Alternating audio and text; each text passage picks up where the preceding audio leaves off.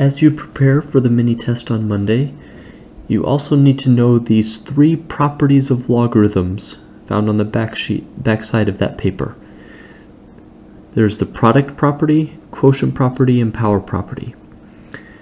The product property says that if you have 2 logarithms added together, you can combine them into one logarithm if they have the same base, and then by multiplying the 2 numbers that are inside the logarithms. The log of m and plus the log of n becomes the log of m times n. The quotient property says if you have 2 logarithms that are being subtracted, you can combine them into one by dividing the parts that are inside the logarithm. Again, you must have the same base, and then you can divide the first one divided by the second one.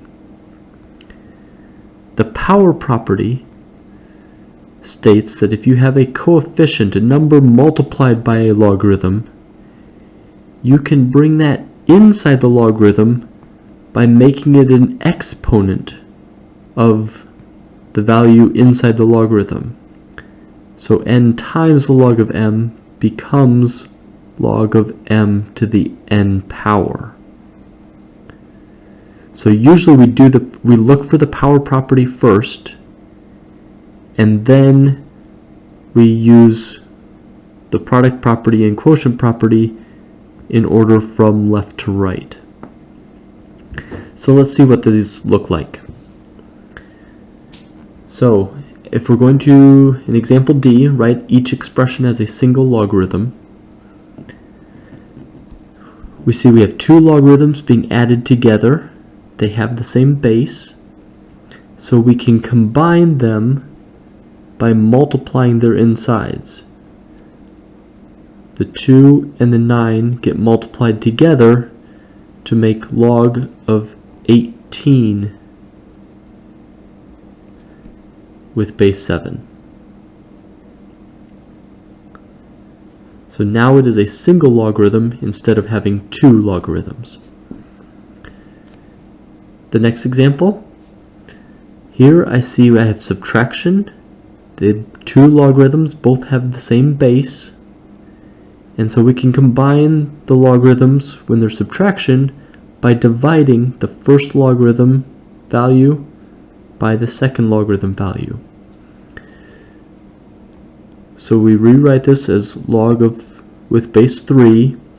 The first expression goes on top, the second expression goes on bottom. And now we try to simplify that. So I see x divided by x, those cancel each other. 4 divided by 8, that reduces to a fraction of 1/2. So these 2 logarithms subtracted becomes log of with base 3 of 1/2.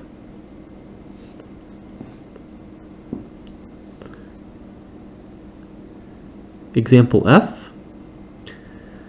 So I said the first thing we look for is if there's coefficients in front of the logarithms, we want to bring those inside as exponents. So I see 2 logarithms here. The first one has a 5 in front, so I want to bring this 5 back to the x as an exponent. So this becomes log of x to the 5th power.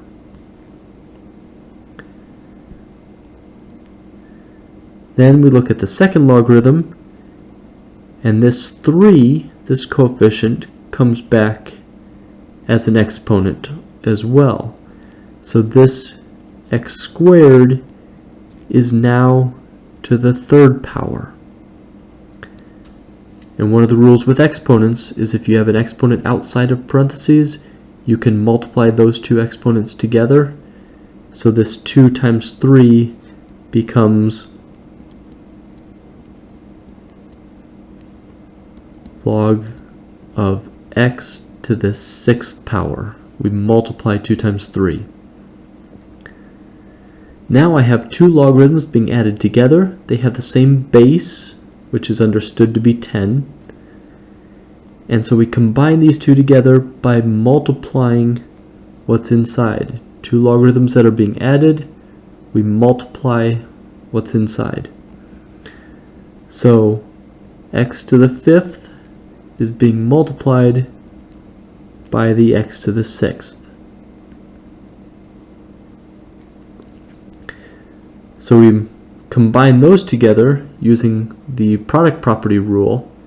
When they have the same base, we add the exponents together.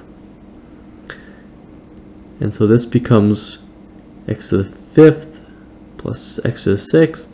The 5 plus 6 gets added together to get x to the 11th power.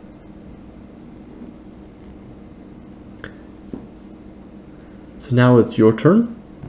If you feel like you have a grasp on this, try the problems at the bottom of the page.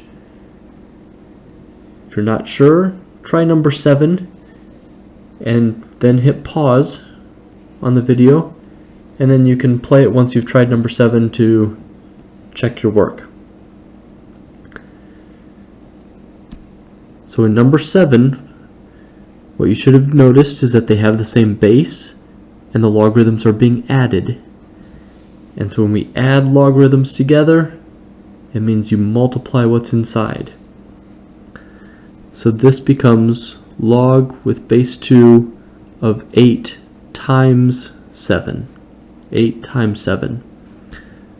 So log with base 2 of 56. Now it's a single logarithm. Okay, try number 8, hit pause. What you should have done for number 8, first of all, you see the coefficient. That needs to come back here as an exponent. Remember, just like we did in example F, those exponents are going to get multiplied together. So in number 8, this becomes log with base 3 of a to the 4 times 5. So that means log with base 3 of a to the 20th power. And that's our simplified form into a single logarithm. Okay, now it's your turn to try the remainders. Good luck, and then you'll be able to check with the guest teacher to see if you have the right answers.